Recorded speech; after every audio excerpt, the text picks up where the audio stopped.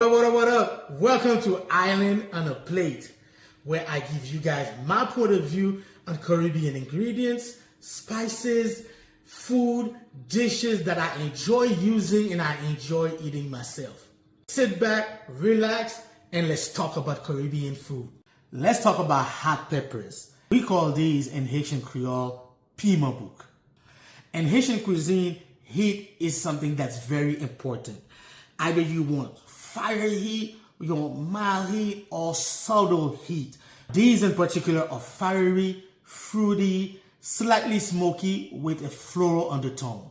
When it comes to Haitian cuisine, we use the hot peppers for complexity and heat, for épices, for pickles, sauces, marinades. We blend them with the épices. We can add them to the pickles and stuff like that. But also in instances, we put them whole into the dish without even cutting them.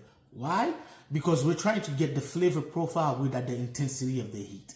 To me, this ingredient is a symbol of strength and resilience. Haitians will always tell you, Piman a sonje, which translates to, the pepper will make you remember the food.